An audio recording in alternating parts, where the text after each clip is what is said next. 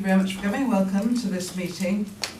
I know the housing meeting, ONS, held a minute silence for Jack Lee, and I would just like to take this opportunity to add our condolences to those of the housing ONS and send our best wishes to the family. None of us had a great deal of time to get to know him, but everyone that met him seemed to really enjoy his company, so he will be sadly missed. So. Which brings us more mundane things. The agenda for the meeting. The minutes have been available. Are you quite happy that we signed them as a correct record? Agreed. Remind me, can to do that? Thank you very much. Any apologies for absence? None received. No, that's good, well done. All present and correct. Any declarations of interest? None received. Any questions by members of the public? None received. And any questions from members? None received. It'll be a very quick meeting. Which brings us then to item 6, which is the domiciliary care food provision. And I have to thank Jenny Else for raising this at, I think, our very first meeting. And Victoria, you're going to report to us, if you would, please. Yes. Thank you very much, and thank you to Councillor Else that we've been working on this together. I'm Victoria Buckroyd, I'm the Environmental Health Manager here at Waverley, and part of my team go out and inspect food businesses across the borough with the idea of making sure that food businesses comply with food legislation and ultimately prevent food poisoning from happening. The guidance that we receive is from the Food Standards Agency, based in London. Back in 2012, I think it was initially, that the Food Standards Agency, Councillor Else, contacted them with concerns about, in particular, domiciliary care within people's own homes as to how that's regulated. That the Care Standards Commission have some role in regulating the activities of care that's provided, and environmental health, we were looking at the provision of food to people in their own homes. That the guidance came out, I think initially in 2012, and that said that people that provide food in different care settings need to register with environmental health. That's a free and easy process. What isn't very easy is actually understanding the guidance that's been issued, and that has been a challenge. I think we've spent many moments going through it, Councillor Else and I, discussing as to who should actually be registered with Waverley Borough Council, and it gives different categories of businesses that need to. In terms of it being raised again, we were happy that Councillor Else has raised this matter again, that we were confident that we had the majority of the businesses registered with the team here at Waverley. But having said that, we've proactively taken an approach where we've actually gone through the Care Standards Commission list and contacted 28 care providers and asked them more information about the food that they provide and how they provide it. Out of those 28, we've had 21 responses, which is really, really positive. And a lot of them have come back with a lot of positive information about how they actually make sure that the food that they provide for people is safe for people to eat. We've gone through those again, and to make sure that which ones actually need to be registered, we've got 17 businesses that we feel that need to register with us, and so we'll guide them through that process. In terms of what we've already provided is some information about their food safety controls.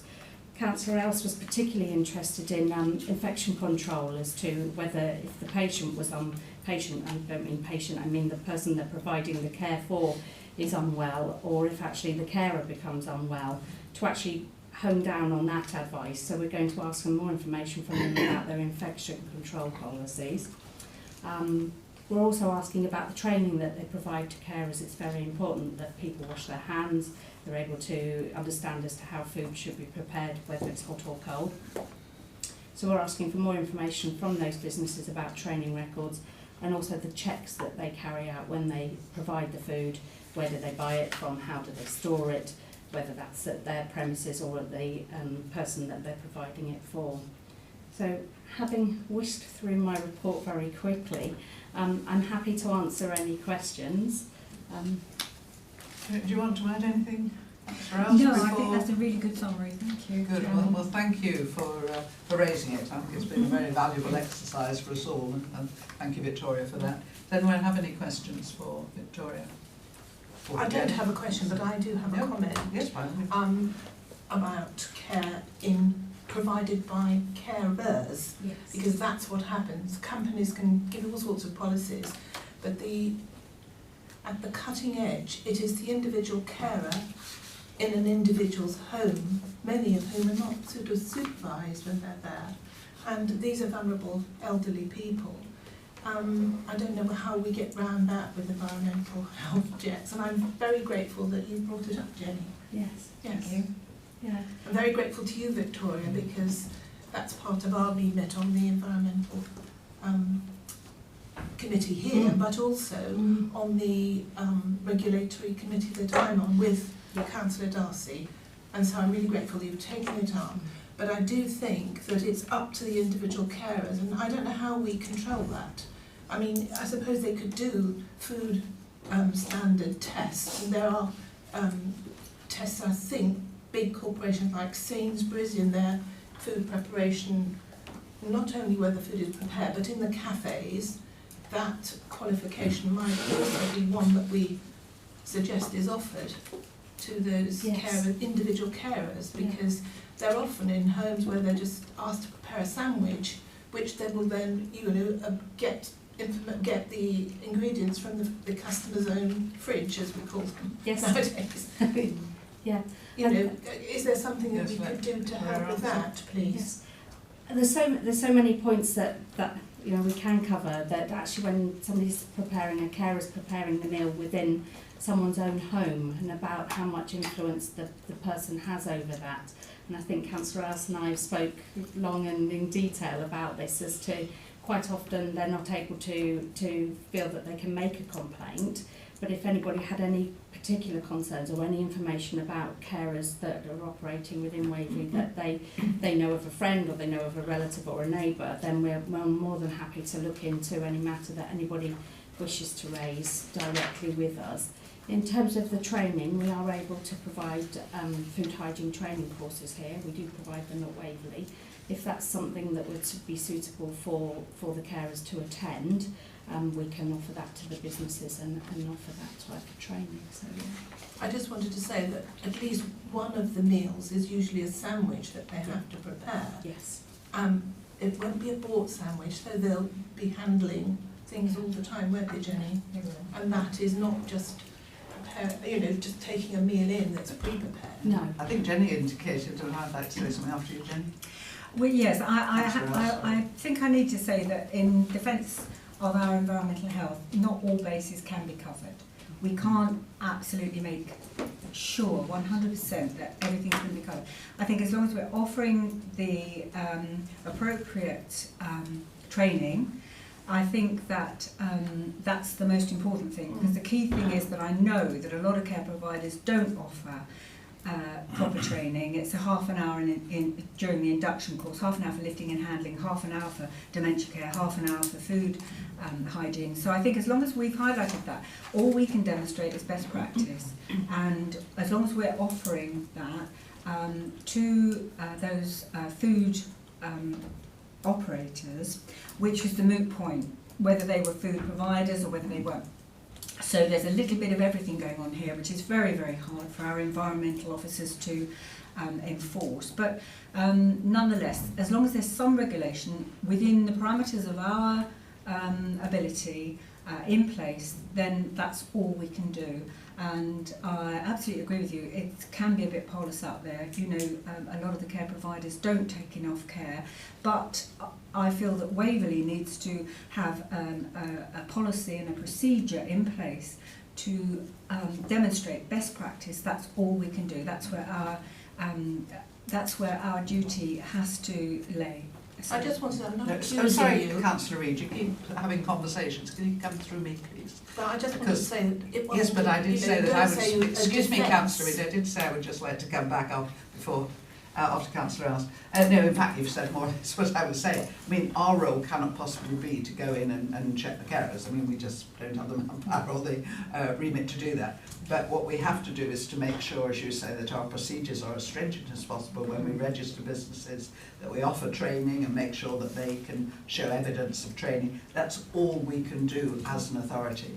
But, I mean, it's vigilance of people like Councillor Ells and Councillor Reid, that's going to be where the problems are highlighted by people who then come in with an issue. Councillor Edmonds.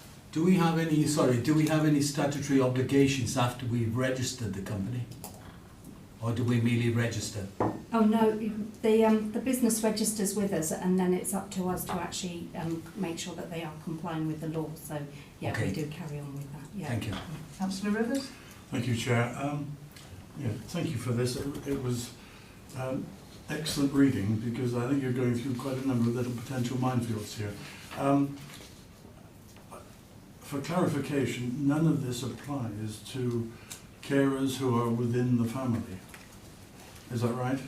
In terms of if people who look family after member caring for another their family member, grandmothers then or no, whatever. it wouldn't apply. But I do wonder whether or not a guidance pamphlet might be available. And my mother-in-law's lived with us for 11 years now, and I'm sure my wife has not poisoned her without poisoning me at the same time. But I wonder if some guidelines could be we've pamphlet. got. Thank you, Chair. Yes, thank you. We've got lots of information. I can personally send you some through the Food Standards Agency website and the Waverley website on preparing food and how to do it safely. So whether it's you at home or anyone else at home, we've got access to that. So. Yeah, Chair, I might be in trouble if I take too much of that. I'd like to draw a line under this unless anybody has any new points they want to ask. No? But again, I really do thank both Councillor Ells and Victoria that you've done a splendid job, brought an issue to this committee and highlighted something that we should all be keeping an eye on, and I'm very grateful. Thank you very much indeed. Moving on then to our corporate performance, I'm going to just change the order slightly here because we have Chris Berry here to do the planning corporate performance, but he has asked, and I think it's a good idea, if he also links this with the report on the planning appeals. So, Item 9. Item 9, indeed. Have it in my hand here. So basically, we're going to sort of join those two bits together, partly because everything that we said at the pre-brief sort of related the two anyway. So if we could then start with Nora, is it who's going to start, or is it Chris? It will be Chris, yes. Chris. Right, if you would like to present your corporate performance. Thank you, Chair. The highlights of the Q2 summary. First to say that all previously government monitored targets for planning applications in all categories have been met, and we don't actually have to report on those to government anymore. But we do keep a very regular and rigorous hold on those. The appeal court, of course, allowed us to proceed. Did not proceed with the challenge to Part 1 of the local plan, so we can now take that. Which is obviously very good news, and we have heard that there will be no further appeals by those who have been taking the case against the council. So that's CPRE and POW. So obviously that clears the air for us on Part 1, and we're obviously delighted. We're obviously delighted about that. We have agreed. Executive have agreed a timetable for Part 2 of the local plan, which is going to be in some detail, and the intention is that adoption of Part 2 should be by spring 2021. It sounds a long way away. It does. But it does mean a very challenging work programme, because well over half of that time is taken through enquiry and waiting for the planning inspectorate and so on. So our bit, we have to do a lot of work before the end, in fact before the end of the year, really, and there should be a very full description of progress and the specific milestones by January. we've been working, obviously assisting a whole number of neighbourhood plans, which are going ahead, and obviously Farnham is coming up in the new year, particularly. A number of planning performance agreements for the larger applications, and these are really good. Apart from the fact that they set a timetable for both sides, and I think that's really important. What's happened is that there's been sort of mission creep in some of the big applications from both sides. I mean, we haven't been as efficient as we should be sometimes, but certainly the developers also have taken their time. And the thing about a PPA, planning performance agreement, is that it actually sets the timetable for particular milestones. It also has the advantage of extra fee income on top of the planning application fee. There's a sort of quid pro quo there. If we keep to our side as they do, there's an advantage, and it also brings some extra finance, which I shall come back to in a moment because that's increasingly necessary. We've been monitoring the town centre, the Farnham town centre projects, of course, Brightwells, and we've the Woolmead development that has actually stopped at the moment. They have actually put in a revised application for reduced car parking, but they have said that if the council is willing to approve that, then they will continue with the project in spring. And in fact, Pidgley, Mr.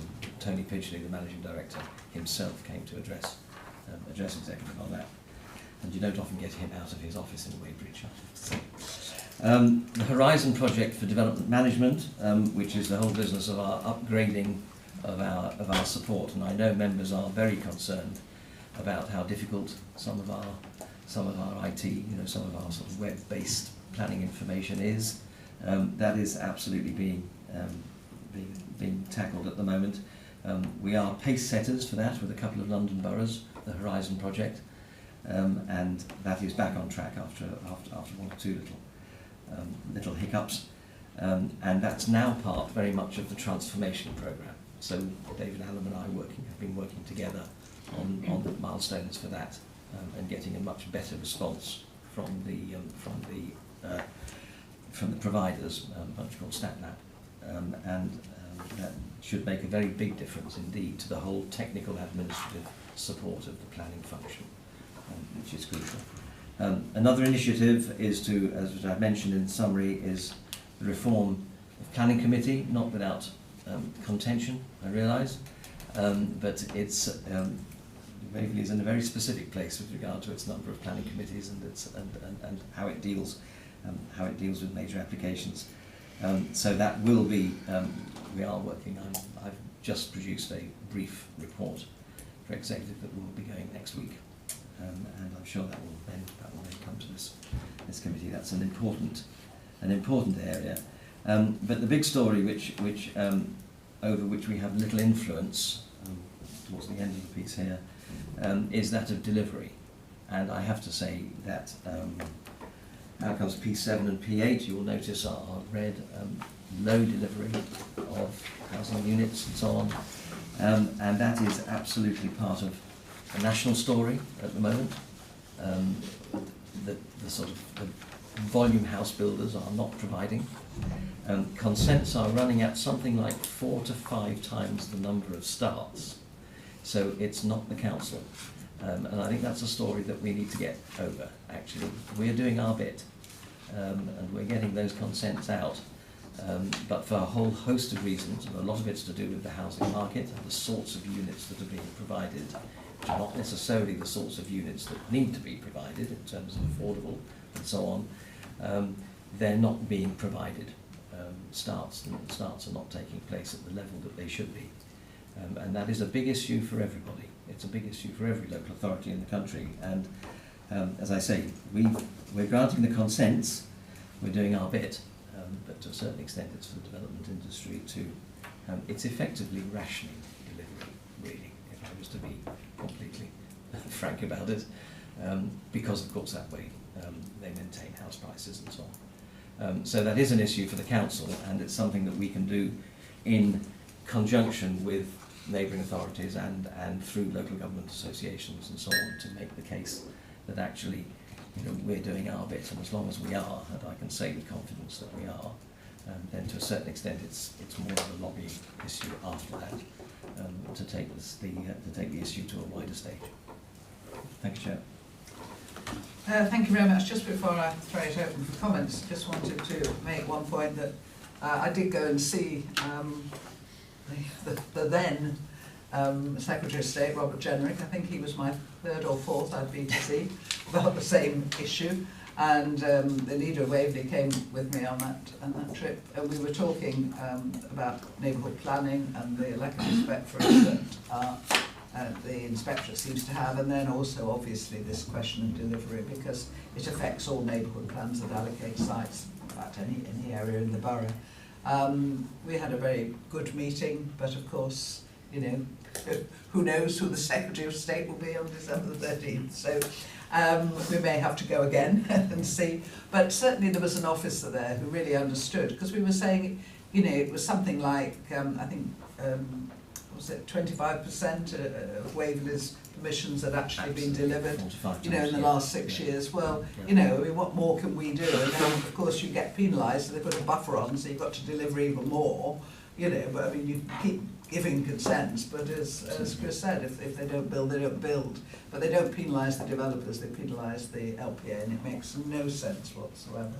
So before we move on to anything else, anyone like to ask Chris a question or comment? Perhaps, hang on a minute, right, I'll start with you, Michaela, then John, then Brian. Thank you. It says the contractor activity has ceased in the Woolmead. I'm not being a bit picky, I'm not sure I like the way it's written, because it's inferring it's a done deal. When you say revised S73 applications to reduce car parking will be submitted to ensure delivery of the scheme. It'll be submitted, that's all. It's inferring it's a done deal here. Well, in which case, Chair, through you, I retract that inference of any kind. Obviously, the application will be dealt with entirely on its merits, as it should be. Yeah. Thank you, Councillor Martin. Councillor Gray? Just a quick one. We don't seem to get any detailed delivery figures other than the ones in here. Yeah. Are we actually increasing? Is it just flat? Which way's the trend going? No, I have to say through your Chair, the trend is actually to deliver less at the moment. Right. The story is not improving. Mm. And I think that to a certain extent is brought out even in the very basic figures that we are able to provide here. No, it's a major issue, and there's no sign of a major change in that. And this weakens all our cases and appeal, whether or not we have a made neighbourhood plan. Now we've got an adopted local plan part 1, which has been challenged and succeeded, but we're still being penalised as a local planning authority. I mean, it doesn't make sense at all. Councillor Edmonds? Sorry, Sorry. Come back. Just a very quick second point on there. You talked about spring 2021 for part 2. For the adoption, for the final adoption, yes. And that, of course, affects neighbourhood plans at the Yes. moment in terms Yes. that they're going to be made before then. Yes. Okay, so they would need Indeed. would need to.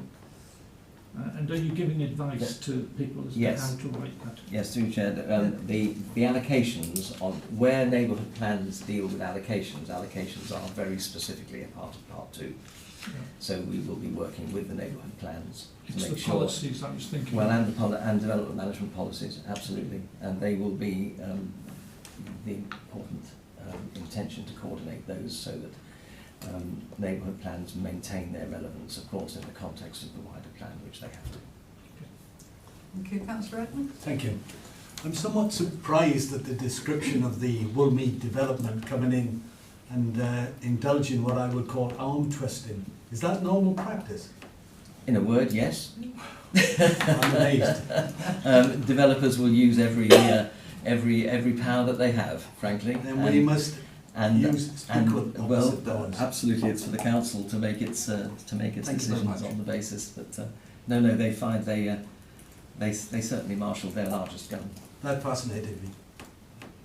Yeah, Thank you. and I think Chris touched on just the amount of money they have. I mean, they're prepared to do anything because they've just thrown, money at it, take it to court, bring in a couple of QCs, they happen to have spare. Their resources are just out of all proportion to anything that we have. Councillor Else, I've got you, don't we? Yes, thank you, Chairman. I think you covered my question as well. I think we're all going to be very concerned about Woolmead and the change to expectations. And I realise that what developers say more often than not is that what they've actually applied for has become non-viable. Yeah. They can't do it anymore. Yes, And I think we need to be very, very careful in the first place, because obviously we need to be somehow encouraging these developers to be quite clear that what they're putting forward to us is viable in the first place. So often we get this sort of secondary issue where they say they can't quite afford to do all the affordable homes that they said they can in the first place, and now with the car parking. I think we need to be really a little bit more robust on our conversations with them, perhaps at the pre-application stage. Sure. Yeah, I mean, we have two issues with this, don't we? We have things going through on appeal with a large number of affordable homes and then coming in after appeal and dropping them. And also, of course, the change from 106 to SIL, you know, they're using that because obviously they're paying out a lot more. So, yeah, they'll come in and try anything, and I agree with you, it must be robust. So pre-application, I think, is where we need to concentrate all our efforts in getting it right in the first place. Good point. Councillor Townsend? Thank you. Thank you. Just on the point that you raised as well, obviously I've been up to see a couple of the Secretaries of State regarding the housing delivery, and obviously our housing numbers are not good, and it looks like that we will fail the housing delivery test. Yes. In which case, can we appeal to the Secretary of State? I mean, whoever that will end up being. Yes. Are we sort of ready with our letter to sort of get it in as quickly as possible in February when the figures are then released? There is no there's no right of appeal within the statute. No. But it is interesting to note that Lewes District Council at the moment are challenging, and what's going to happen, I think, is that there's going to be a head of steam from a lot of local authorities, particularly in the southeast. Who will make common cause, and I think it would be, you know, perhaps my parting suggestion, if I may, is that happens, because I think there's a real opportunity there to bring a little bit of realism into the housing delivery test regime, which is frankly utterly unrealistic. Yes. You're absolutely right, but I mean, it does take people like Councillor Townsend and myself who are prepared to go on and on and on about this and go up to these people. Because, you know, Lewis did have some success, the MHCLG did back down, but, you know, we need strong leadership on this and constant leadership, because if you don't keep repeating, you're not going to get the point across. And we need to prepare it, prepare it now before the housing delivery test figures up, you know, we need to be ready. Yeah, if it were Robert Jenrick, I would say we're pushing it an open door, because his constituency is very like, and he, you know, he could see his sympathy was with the LPA, whether he can do it. But the interesting thing was the officer that was there. I won't name him and embarrass him, but you know, I felt he really did understand the point. Now, whether he's got the authority to, you know, make changes that do ultimately benefit LPAs in situations like ours, because as Chris said, they're up and down the country, but there's an awful lot around the southeast because obviously, you know, it's that high demand, and they want to keep the prices up, so they're not going to flood the market. And I don't know how many years ago we said this, that you can put all the numbers in you like, but basically developers will build what they can build at a profit they want to get. You know, they're not going to take any account of government policy if it just, you know, affects their profit. Chairman, can I ask, is there any message that can come from this ONS committee to, obviously, to the executive? Is there anything that we can say to just be pushing that forward, or is it just naturally? No, I think we should. I mean, I'm not quite sure. I mean, I presume we can urge the executive, can we, to take some strong action on this, because it affects all the. Well done, Jasper. I was just going to say this committee has the right to recommend what it likes to executive, and then the executive can do what it will with that recommendation. Because I think, you know, based on the Lewis experience and the experience of adjoining boroughs and districts, that, you know, we should in no uncertain term, write to the Secretary of State, outlining all the difficulties we're having, all the successes we have in giving permissions, but you know, the lack of delivery, and in the strongest possible terms. And if anybody can think of any better words, by all means do, you know. But firmness, and you know, and also don't take no for an answer. I mean, this is the whole point. It's got to be a concerted campaign. You don't just send off one letter. You send off one letter and then you phone them up, make sure they got it, and then you make sure they've read it, and then you send them another one just in case, you know. I mean, you've got to keep this pressure up, because otherwise it'll just go in somebody's in tray. Is there anything else anyone wants to ask Chris before we move on to the appeal report? Anyone got anything else on the performance that they wish to highlight? No? Well then, do you want to move straight on then, Chris? If you wouldn't mind, No, Chairman, I'd be very grateful. Basically, this is item 9 is actually a scoping for a report which will be prepared by our development manager, Beth Howell-Smith, and we've done a. Just trying to get to item 9 here. Page 70. Thank you. Sorry. 21. And it's basically an annotated structure with a couple of charts, and the aim would be that we fill in the charts with regard to the financial issues, and we then discuss the patterns that do come with regard to the larger number of allowed appeals that we have against the target that we should have. The analysis that we've done so far suggests that that there is a fair amount of decisions that are not in line with officer recommendations, but then you know that, and that to a certain extent weighs sometimes more heavily with the planning inspectorate. I'm not telling anybody stuff they don't know here, I realise, but it does mean that our figures are probably higher than they are comparably with other authorities. It's also fair to say that the context here is quite different. There's a lot more interested residents here. There's a lot more discussion. Decisions are definitely very carefully considered here in a way that has not always been my experience elsewhere, and that obviously speaks well of people getting involved and so on. But it does mean that when we come to the figures, allowed appeals are higher here than elsewhere. Why I'm putting these two together with regard to our planning, the planning committee reform paper that we are doing, and which is now in an advanced state of initiation, if I can put it that way. We've actually started it, and we are writing it as we speak. That is all about, from our point of view, improving the relationship between members and officers, so that there is increased mutual trust in the recommendations that we make as officers with regard to the interests that you have as members. And I think there has been, because of the perhaps, dare I say, cumbersome nature of the planning committee structure here, historically, we have the opportunity to change that with a specific view of improving that trust relationship.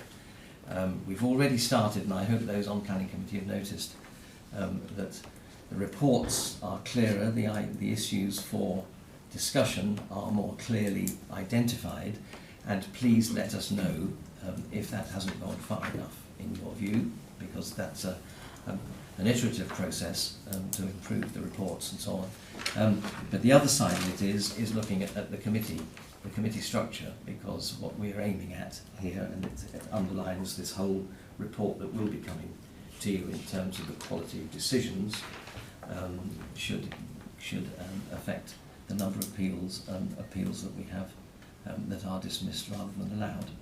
So that's the aim of it, and I hope that gives a bit of context to the, it does, but to the exercise. Can I just ask, what intrigued both Martin and myself when we were discussing this earlier was that, you know, that is very quantitative. It's obviously about numbers, and it's about money and everything else. I've always said that what I want this committee to be is the committee that looks at everything from the environmental point of view. So anything at all that is done at the executive that affects the environment, which is really 99% of what they do, presumably. And one of the things when talking for you, Martin. I'll let you speak for yourself. Well, you said, because we were having a discussion about this, and Martin was surprised how many good policies we have that protect the environment that are never highlighted unless Councillor Townsend's on the committee, at committee. So I would say, you know, and I've just written a response to an appeal in my own area, and I've been highlighting all the design and environmental policies. And I would say when we get reports, they stick to the what I call the traditional policies. And when you're in an area of you know, particular ecological interests or landscape interests, we really don't use the policies that we have.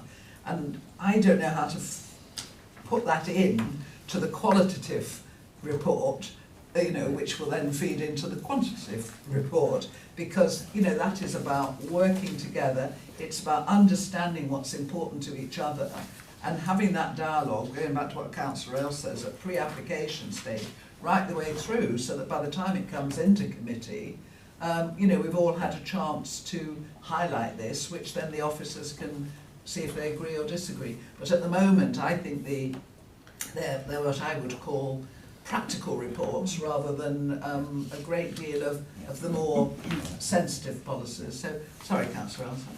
No, that's all right. Thank you, Chairman. I was just going to say, I wanted to ask how our pre-application process, because I'm going back to that as well, and I think that's where problems begin.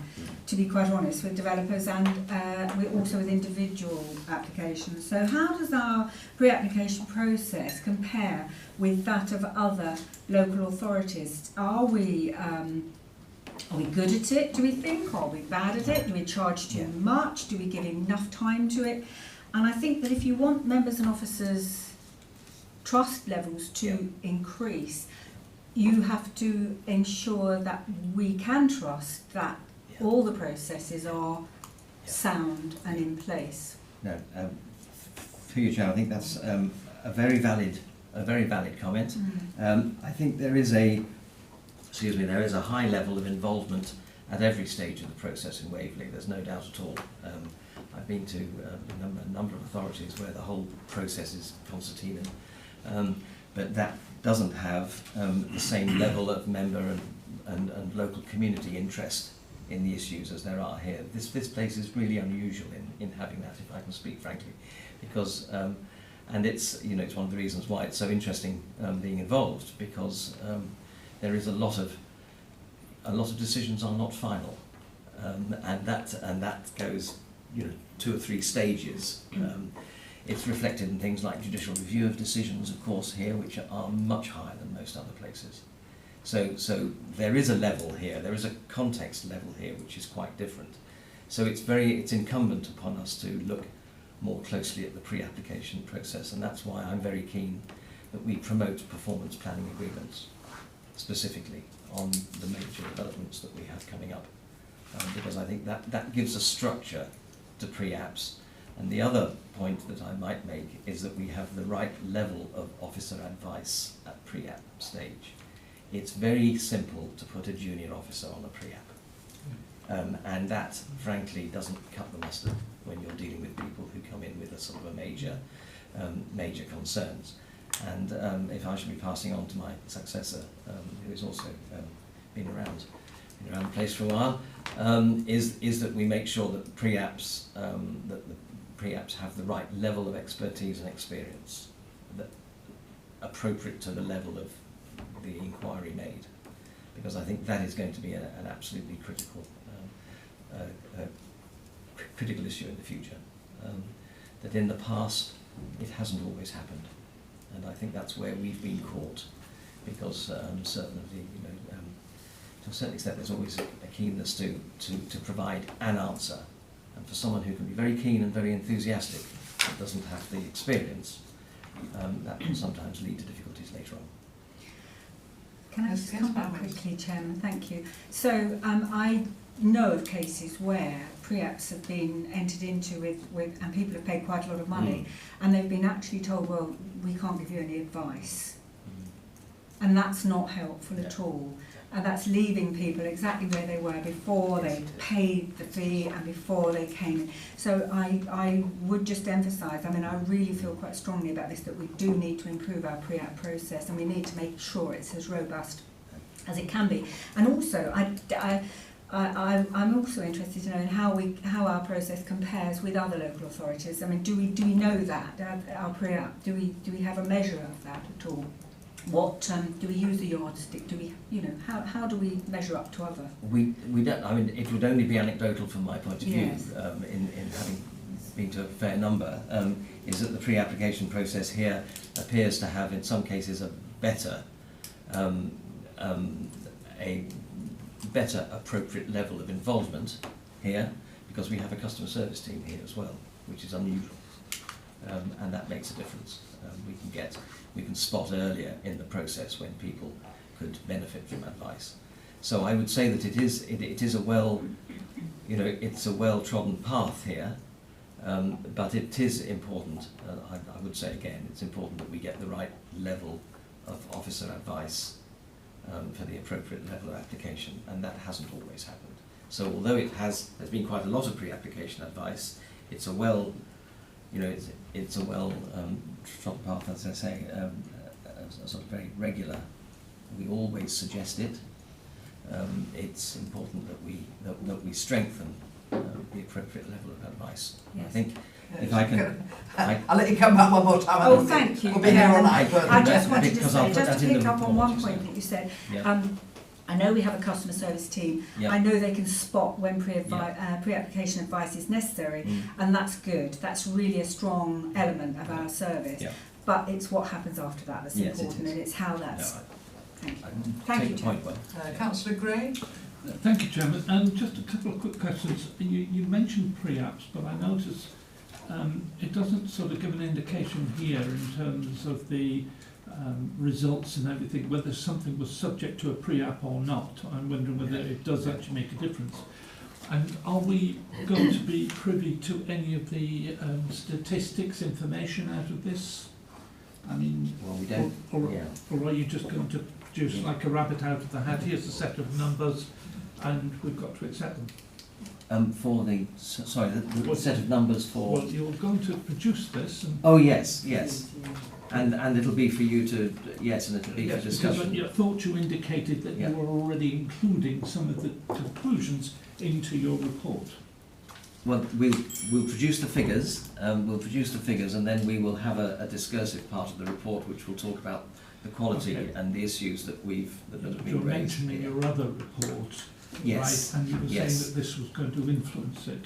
So They will are influence two- each other, so if I may Are say. they being will kept influence. separate? So- No, they are entirely separate reports, Okay. but I think we will draw them together, because Okay. the way that committee considers issues, and the issues that determine whether applications are permitted, has a direct result on the appeals Okay, is what I'm results. sort of requesting is that we don't want to get a conclusion of your report on the committee structure where you're alluding to some of this information that we No. haven't yet seen. No, Thank you. Yeah, and there's certain, This will come first. yes, I was going to say there's certain things. I mean, May say.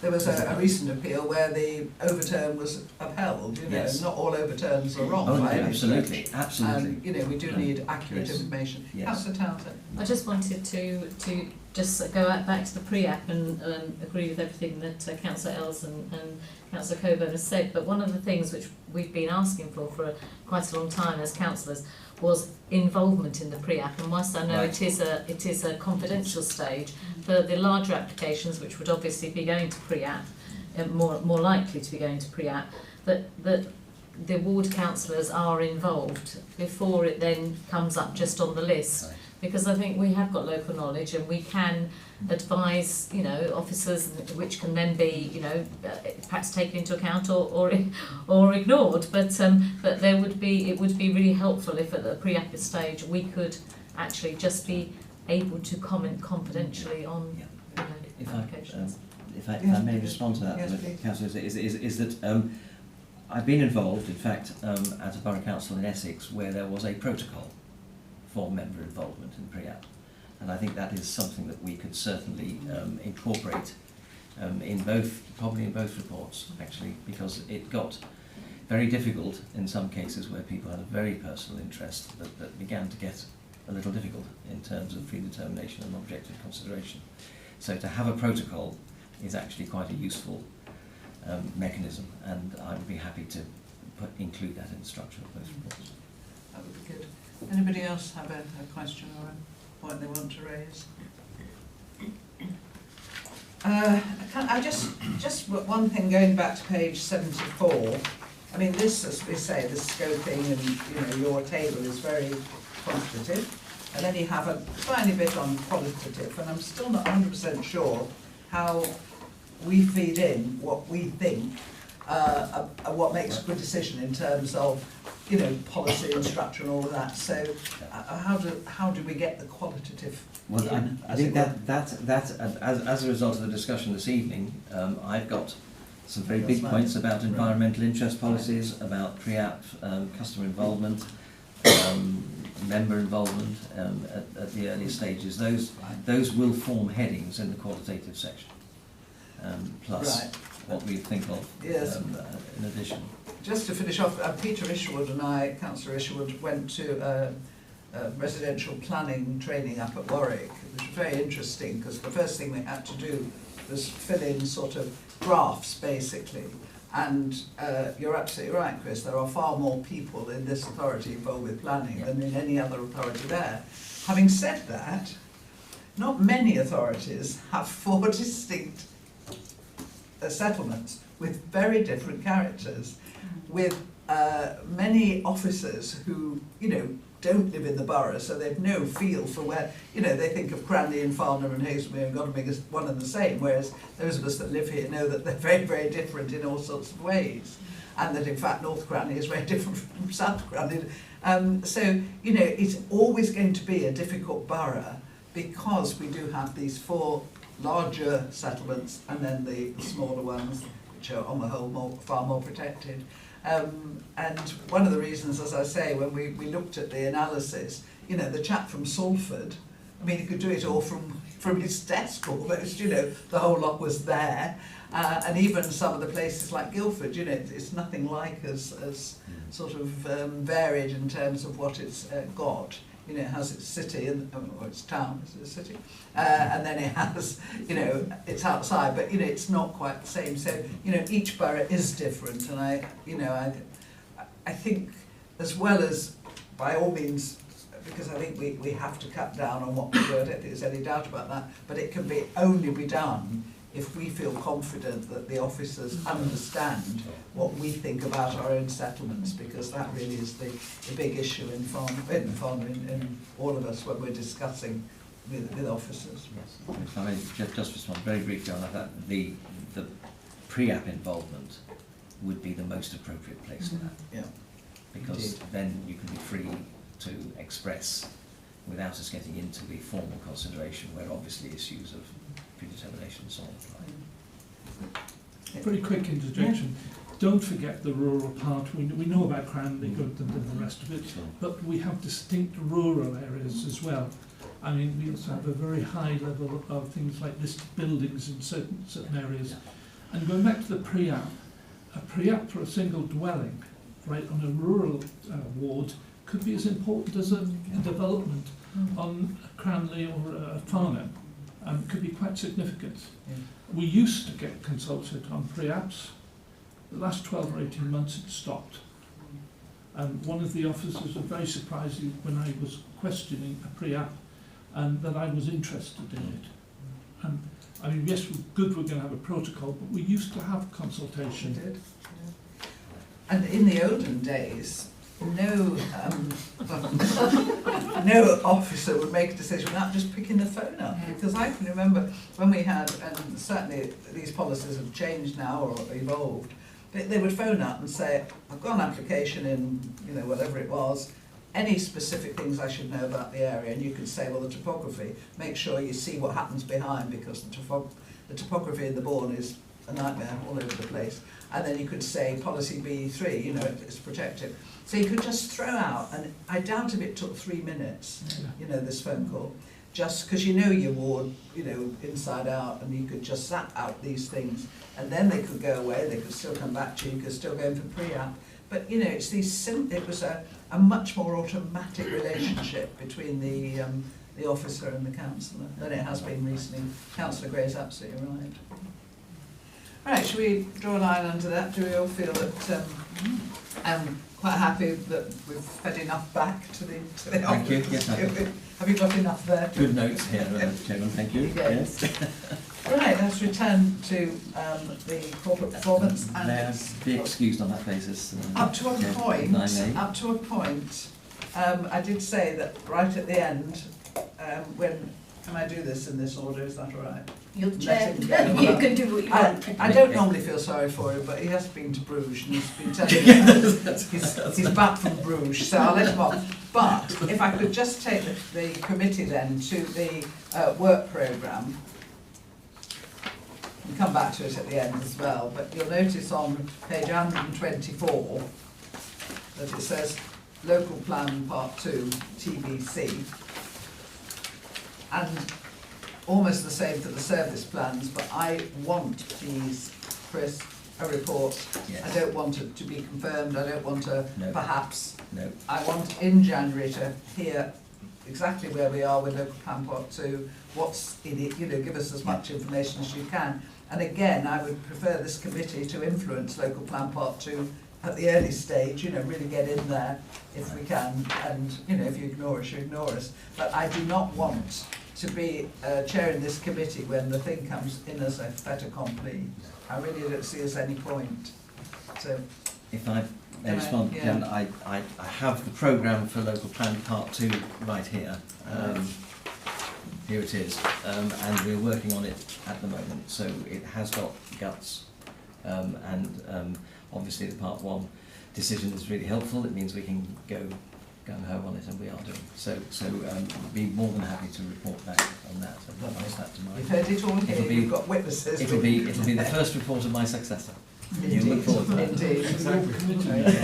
I certainly am. Well, we'll let you go and we'll say thank you, Chris. Thank you very It was the much. last time Yes, you'll be well, coming yes, to the committee, and so, but I'm it's sure been a we'll joy. see you between now and when you need. Thank you. Thanks. So, it's Annie, isn't it, who's going to present Richard's report. Just report on the environment. Yeah. Get back to that now. Page 40. I think probably one of the most important things that we should just mention is the mobilisation of the Borough waste contract. One of the biggest contracts that we hold in the borough, a massive undertaking to mobilise a new company. I have to say it's gone remarkably smoothly. It's not all been smooth and plain sailing. I think we probably made it quite clear to everybody that the new contractor, Biffa, was going to collect waste in a different way. They were going to collect waste in a truck and they're going to collect food waste in a separate truck. And we've done quite a lot of publicity to the borough and to people saying, don't worry if your food waste is left on the day and the truck's being collected your waste, the food waste is coming around separately. But despite that, we've got hundreds of calls about it being missed. We had a second round of publicity. We've still got hundreds of calls of it being missed. I think it's just one of those things that's just going to have to catch up. It's slowed down, the calls. It has slowed down. It did put a lot of pressure on the service, but it has slowed down and now it's starting to iron itself out. First 2 weeks of the contract were, I would say, pretty good. I've spoken to quite a few people who've mobilised waste contracts and they said, don't even think about it settling it down until about week 6. But by week 2, it was starting to settle. And what we got there is new supervisors learning new rounds for waste. And they had done some optimisation on the rounds, so they were picking it up in a different order, which was more effective and more efficient. We did get some misses, you know, and I have asked for a report back on how many waste bins were missed, because I'd like to just know how far out were we, but it wasn't terribly high. So I'm really pleased with how it's gone so far. I mean, it's not all been plain sailing. I'd be interested to any views that you've had. one of the probably the most prominent questions we've had is about the eco-efficiency of a lorry going around twice rather than once. And to the general public, that's looked really bad. But in fact, what was happening before was that we had a waste cart that was half full of waste, and the other half of the truck was half empty because you couldn't collect as much food waste. So we had a half empty truck running back and forth to the disposal ground, so doing more trips. So actually, looking at the actual metrics around it, it's actually far more cost effective and economically and environmentally efficient to actually run twice, which two trucks, which doesn't actually make logic sense. It doesn't feel like that from the surface, but that's actually the fact. So that's probably what we've got back from the public. I don't know if that sounds any different to what you're hearing out on the streets, or people haven't noticed. Yes, I was going to say, anyone want to comment on that before we move on? Councillor? I was just going to say, I've only had 2 calls in my ward, and in both cases things have been addressed, and I think the most important thing is everybody understands when you have a new contract and a new company, things aren't going to go quite as smoothly for a little while, but I think the main thing is communication, and as long as we're getting back to these people and explaining and then putting it right, people do understand, and that's what's happened in my ward, so I can only speak from that respect. Councillor Green? I would like to commend you for responding. I've had a number of things put to me. One of the difficulties we've got is we're an area, certainly I'm talking about Dunsfold specifically, we have no house numbers, right? Yes. We have house names, and in fact it's quite difficult. And we also have a number of groups of houses that require small trucks. So there were some issues with those, but they soon came them up and they communicated well. One of the other good things they've done with the food waste, and I think this could help, is they leave the food waste bin now open when they've emptied it. So you can actually see it's been picked up visibly from the house. Yes. Now that actually is a very simple, but I think a very excellent thing that they've done. So I think they're responding well to us and to the issues they're finding. So That's good. I think the only complaints that are going to come in are the leaves, aren't there? I would think nothing to do with the food, with our pick-up, because I think, as Councillor Green, Councillor Elsa said, I think there have been very few problems, and I think people are understanding. But the poor souls have got to do something about the leaves at some point, haven't they? We've just started the leaf collection issue. There were 2, I thought they were sort of vaguely amusing bits of feedback that we got about the first 2 weeks, is that the Biffa people said they'd never seen so many pumpkins in an area, which of course was plugging up all the food waste. So the timing was everything on that, which we just hadn't given that any thought. Didn't cross our minds that there were going to be hundreds of used and crumbling pumpkins out. And the other one that was quite interesting is that in terms of pricing a contract, I'll tell you, I'm a whiz to have next at the dinner party. I could bore you with waste facts. But they price contracts on pick rates. So that's the speed at which the crew can pick the bins up. And they talk about 10 seconds in a built-up area and 20 seconds in less built-up areas. But can you imagine picking a bin up every 20 seconds in some of our rural areas? You wouldn't have seen the drive in 20 seconds, would you? So I find that quite amusing. 20 seconds? You need to go out and have a look at some of these areas first. So, anyway, very much something we'll look at as we go forward, but so far so good. So far so good. To move on. Wade Hill Car Park, I think we have the consultants in looking at the design on that for the short term, and then longer term they'll be looking for a different use for that site. But at the moment we're looking at laying out the car park. We have got car parking strategy on the agenda later. Electrical vehicles, we've got that on later as well. I think everybody's up and running on where we are on air quality now, and that we have another date for the ongoing issue on the 12th of December. Ring any bells with anyone? Beautifully timed that one, unfortunately. In terms of the actual statistics, the only one that I would draw your attention to is E1, which is Materials Recovery Facilities, which is a blaze of red. Now that is Page Oh, 40. sorry, done. page 41.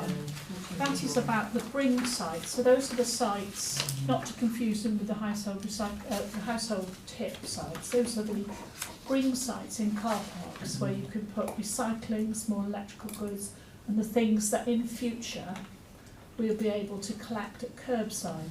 At the moment, we're getting significant amounts of contamination by the public, dumping all sorts of things in the recycling centres.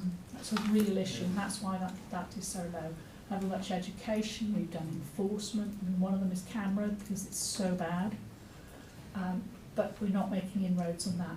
Going forward, it's possible that nearly everything that you can currently take to those little bring sites could be picked up by the trucks. We could put a cage on the side for small electricals, we could do all that from the trucks. So we're not talking about the household No, recycling no. centres that the No. county run, Yeah. just so that we're not Yeah, confusing no, the two. no, no. Nothing would give us greater pleasure than to see those removed from our car parks. Yes. They They're are blight. an absolute eyesore. You're right, it doesn't matter how many signs you put up. If people have got some rubbish and they just see a bin, they'll shove it in. We lose the lids, Yeah. and therefore, everything else gets in as well. I mean, they are just a nightmare. And in fact, at the farmers' market on whatever day it was, Sunday, I was sort of doing my duty, as you do, and, the one I saw, you had your food sort of there, your nice mud pies and your shellfish and everything else, and in the middle, some of the most disgusting looking bins, and you think, it really is not aesthetically pleasing in any way, even if they were used perfectly. In a conservation area car park, they're not a thing of great beauty. So the sooner we can get stuff collected at curbside and do away with those.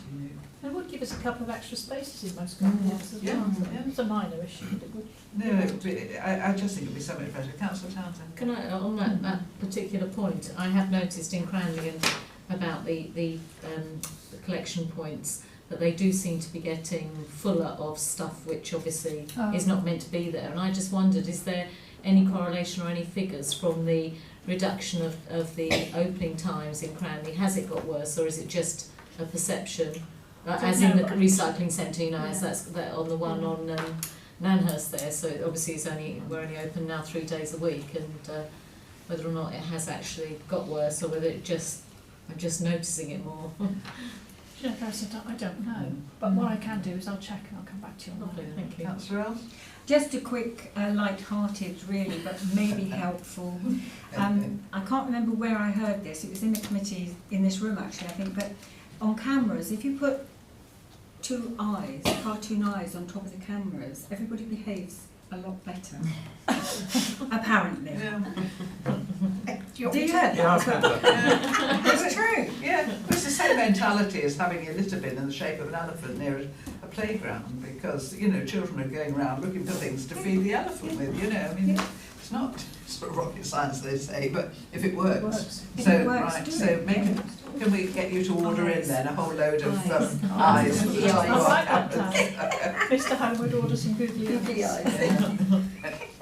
Is there anything else? Oh, sorry. Sorry. No, Councillor Duffy. Just wanted to ask about the final thing, ENI 192, I think it is. It says reuse, recycling and composting. I just wondered if that included the stuff that gets sent for anaerobic digestion. I'm assuming it does, but I will check.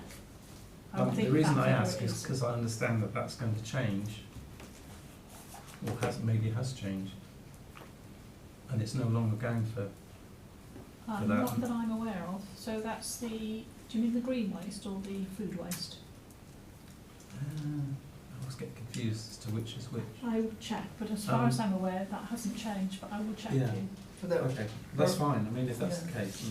But there are changes scheduled to come in the new year, aren't there, with the change of depots and things? Yes, that's a round optimisation where that is going to have quite a big impact. It will start to alter the days that people's refuse is collected, because what's happened at the moment is when Veolia handed the contract over, Biffa just took it on as is, and you're aware of the problems we had with the county suddenly moving the waste disposal point. Biffa had done their optimisation based on the other waste disposal point that they'd been given. So they've now got to redo all that. So that means mapping every single household. It's one hell of a task. They're going to have another go at it. They'll probably have 2 goes at it, but early in the new year, and that will mean that a big section of the population will have their waste day moved.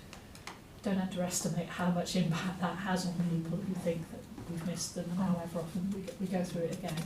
But to make this the efficiencies that we need to make on this service, and to cut down the carbon emissions, it needs to be done.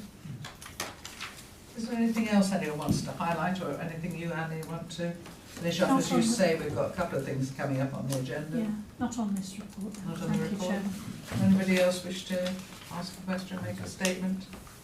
We're quite happy. Oh, Can I just ask about the electric vehicle charging points, which obviously have gone into some of the car parks, including in Cranley as well.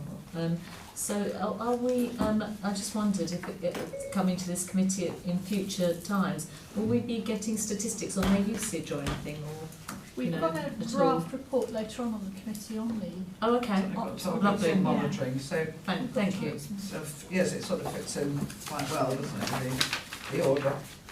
You'd think there was some method in it, wouldn't you? It seems to have worked out quite well. So, if we want to go straight on to that strategy, if everyone's finished with the general report, because on page 77, Chairman, yes. I'm just wondering if it was worth placing a committee on budget strategy when we item 8. Oh, sorry, I did That's miss okay. that. Yes, see, it wasn't as smooth as I was basing about. Sorry. Yes, sorry, yes, an update please, either Councillor Townsend or Gray or both. I'm happy to do it. Oh, if yes, I've got, yes. unless there was something you... Yeah, Councillor Gray? Right, just going back, I think the groups met 9 times, quite a lot, and some of those were every other day at one point. A lot of detailed work's been gone into looking at the numbers and actually reviewing them with heads of service. A report was issued at the ONS, a detailed report at the ONS VFM. There isn't one for this meeting, but if anyone wants to look at it, it's there on the ONS VFM. It's interesting, at the medium-term finance meeting today, the whole subject, the Budget Working Committee, came up a number of times. There seems to be a good interaction between the officers, the committee, and the portfolio holder for finance. Some of the things that have got in there, I'm sure, are going to be extremely contentious. Things like, how do we balance the books? Well, perhaps we should put the price of car parking up. And I'm sure there's going to be a lot of discussion. But there's certainties of something like a 13 million additional cost, and we've got to find ways of doing that. So I think you're very wise to just sit back at the moment and let this come forward. I think the big issues is that we need to look at is sort of back end of December, January, when we start getting proposals for the budget. But any questions you either want from that or details that came out of VFM, more than happy to answer them, or Liz or Stephen Mulliner, the chair. Yeah, I mean, the reason we asked for a verbal update here is because it's not strictly our remit, but obviously the budget affects everybody. So, Councillor Townsend, do you wish to add anything to that? No, that's absolutely Yasmin? fine. Don't know if Yasmin had anything Well, there will else that be she would do. environmental impacts. There will, Absolutely. yeah. So- Well, indeed, you've touched on them already with the next 2 items, with parking as a strategy rather than parking as a money raiser, they're very And different. funding electrical vehicles and things like that. Yeah. There's quite a lot that affects this Yeah, committee. huge amount. Yeah, well, it's really the question of the budget and the medium-term financial plan are quite existential to the council, really, in how important they are. I wasn't going to add much other than the value for money customer service committee. The chairman made it clear that the group would be preparing another report in for the January cycle for VFM customer service and perhaps March as well. So there'll be further regular updates to this committee when they're available. Lovely. Does anyone have any comment on that? I think probably we'll take Councillor Gray's advice and wait till we've got something really meaty to get our teeth into. Good idea. Bring a tent, because I don't think we'll get home during those discussions. So which brings us then to the 2 items which again are linked but different. the electric vehicle strategy. Are you leading on that again? Yeah. Annie? Again. This is a draft strategy, basically for your comment. It was a request from exec to look at electric vehicles. This is the initial draft that we've put together that covers a range of things, including the potential of, we're going through a piece of work at the moment about putting actual chargers in our own car parks. Slightly more complicated than was initially thought, only in that a lot of our car parks have got leases and lets to do other things in, so we've had to negotiate a slight minefield around those, which has not been quite straightforward. But we are looking at charges which the main settlements, with pushing forward on a wider strategy, and we've put some suggested monitoring ideas in there as to how we would measure progress. I think one of the things that quite surprised me is how few chargers there were originally available in Waverley, given the uptake of electric vehicles, which appears to be high in this area. But that doesn't seem to correspond with the number of charge points.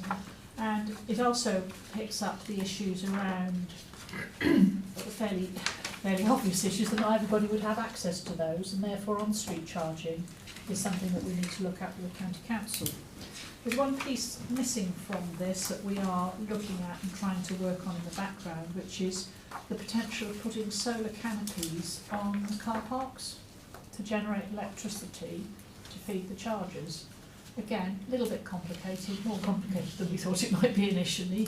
Feed-in tariffs aren't as good as they used to be, and some of them have stopped altogether, but we will come back to that and feed that in. But what we would like at the moment is to get some feedback from you on what we've done so far in the draft strategy, and is it heading in the right direction? Are we monitoring the results we've suggested as being our BBPIs? Are they the right things and the next steps? Right, somebody who's knowledgeable, Councillor Edmund. Do we have any handle on how much it's going to cost us? What subsidy we have to give to electric car owners? I don't off the top of my head, Okay. but I can come back to you on that, because what we're working on at the moment is that we could do a deal with the people who put the car chargers in, so we sort of sell them the car park space, and then they take the money for the All right, so we rent out the charges. space. So we land up with the spaces being paid for, but I don't think we're going to make any money out of it, but I don't think we'll lose any either. Okay, the main I thing think was we're not to looking for lose. Yeah, we're looking for it to be cost neutral. Thank you. This is why I said at the beginning that it's very hard to take the electric vehicle strategy separately from the car parking strategy. Agree. Because, you know, to me they're one and the same thing, and there's no point in having one thing in one and, you know, something in the other that contradicts that. I've got Councillor Elson and Councillor Gray. Thank you, Chairman. I'm just interested, not knowing very much about electric cars because I don't have one, but if we're looking at a strategy and that's got an element of forecasting in it, I'm wondering, interestingly connected to your point about there being quite a few electric cars in the borough but not very many charging points, do we know how many electric cars currently at the moment that are second cars, or whether they're the main cars for any particular household? We don't know anything about that. Because if they're second cars, then they're obviously not being used all the time, and so therefore they're not going to give you a true indication of what the need is, I don't think. I mean, that just is a very unscientific feeling I've got about it all. I think generally push on the industry, Councillor Darcy probably knows more about this than I do, but the push on the industry is to go electric, isn't it? I think in the future I think it will be mainly electric. It depends on which manufacturers you talk to. Yeah, but good point, yeah. Some certainly do see it that way. I would say we've got two cars in our family, and one's electric and one isn't. But we mostly use the electric one for all the local stuff, which is actually most of our driving actually. And it's only the other one that you use when you're going further afield. Yes. So that, I suspect most people in Waverley will have home chargers, which they mostly use to charge the car, so they don't really need to charge them outside. But obviously as time goes on, that's going to change, and it's about whether you're going to be ahead of that change and facilitate it, or you're going to be lagging behind. And whether something overtakes electric. Councillor Gray? Can I just declare my interest? Likewise, I have an electric car. We use it as our primary car, insofar as we use the majority of distance. I think it would be very useful, perhaps, Annie, if you tapped into the people, councillors and others who had electric cars. At least you could bounce some things off them. One of the issues that we have is we don't have a home charging point, partly because we're potentially going to be moved, so we use it. We do plan our journeys based on car charging. So one of the important things to consider is who's using it. Now, so for instance, if you want Farnham to be a destination, it's not the 7 people in Waverley that you want to worry about, it's the 2,000 that are in the area around who would come into Farnham, and how far you can get to them. If you don't have car charging points, you're going to eliminate yourself from some people. I would be careful about on-street parking at the moment, and just potentially it's important that we have those in our car parks, and encourage other organisations that have car parking, like our supermarkets, like our out-of-stand, to make sure they've got them. But I think the strategy is excellent as far as you've gone. I hope that the company you've chosen is one which you can use without being a member, because this is the other problem, the complexity of the different schemes.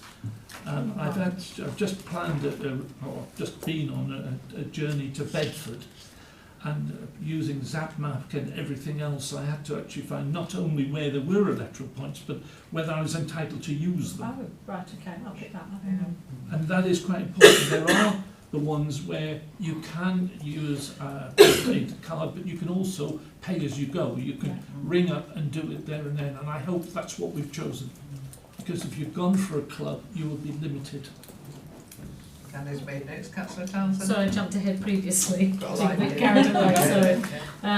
I just wondered whether or not, as I said, bringing to this committee, whether or not it's possible to have any usage figures at all for the different charging points that we've actually got as part of an ongoing sort of, just as a monitoring point.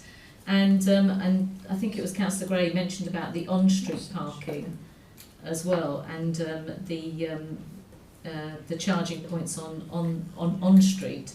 And I just to sort of looking forward, that there may be difficulties with our conservation areas and of our, just the way our towns are and villages are set up, that it's going to be quite difficult to sometimes expand those, because I went up to London recently and there was a particular road I was going past, and they are huge, a lot of them, and very ugly.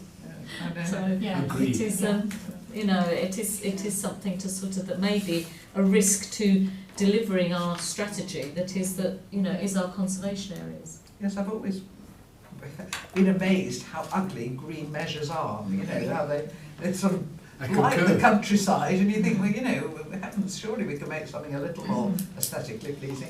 Councillor Reid. I just wanted to say that I'd looked at an article in the Times where the figures were given for the whole of the country, and we come very low, Waverley and Surrey, in provision of electric chargers.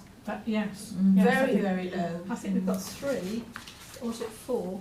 And only one of them is available to the public, the rest are on private property. I mean, we are giving permission for more and more as planning applications come in, but you're right, it's not good. Councillor Rivers? Thank you, Chair.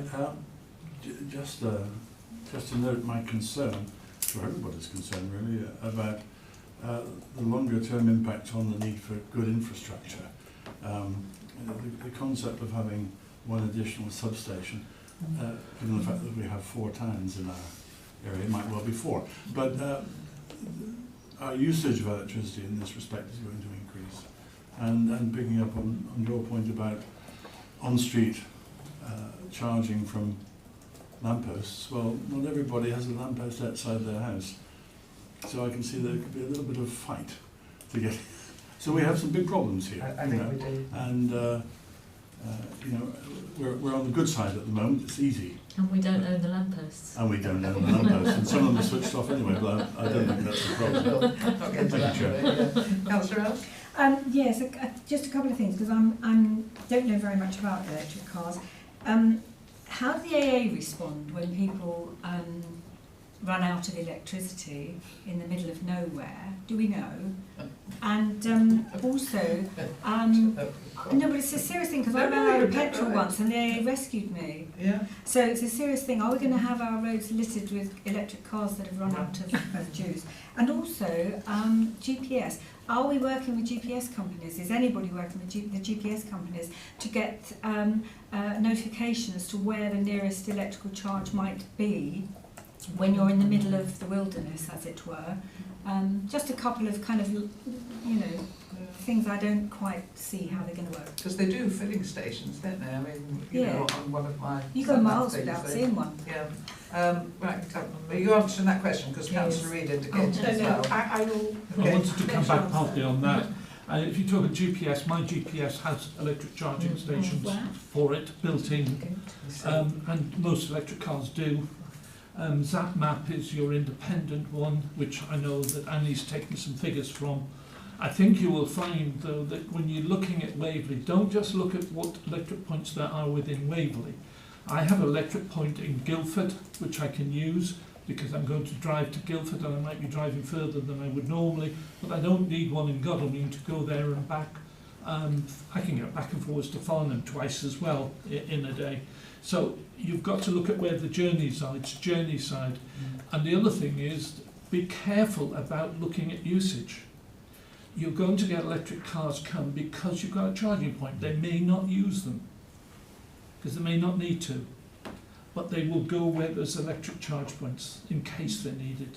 As far as the AA is concerned, you've got two ways. There are vehicles now that will actually give you a fast charge. Right, there is a battery system that's being developed. It's pretty remote, and they'll basically tow you to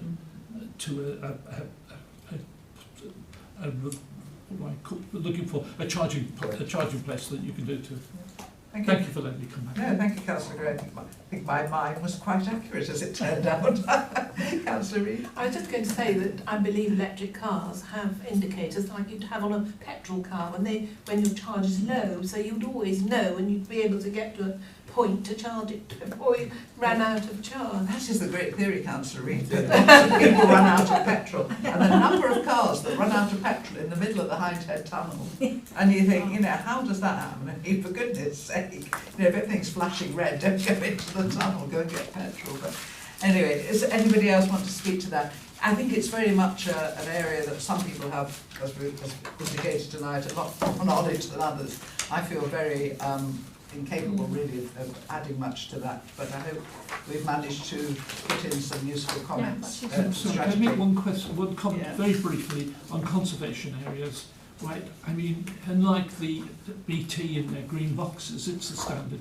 I think we're going to be very innovative with our wooden surrounds for the charging points. You won't actually notice them, right? There's a lot of things we can actually do to actually hide them. It's a shame we can't sort of put wooden surrounds around the BT's green cabins. So, I was to say, yes, I've seen some of those, but I was more thinking of some of the pavements are very narrow in our conservation areas as well as the physical. We've also got GPO post boxes in a number of places that can also double up as a perhaps charging inside.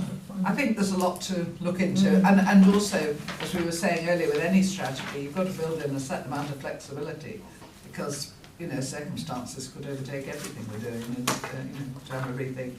Now this brings us neatly into the car parking review, because to me they're one and the same thing, and this committee is, I know we have to look at the money, please, every time I say I'm not interested in the money, I do understand that you have to have a budget behind everything you do, but we're looking at parking from the point of view of the environment and what we should be doing to make a parking strategy smart, not just a money. So, anyone like to? Sorry, Ella, do you want to kick off on this one? Are you, you again? We were due to meet the consultant who has been doing the work on the car park last week. Unfortunately, he has been unwell, so we haven't met him. But so we've only got an overview of his initial findings. Some of the things are stating the obvious, but I will state the obvious. From the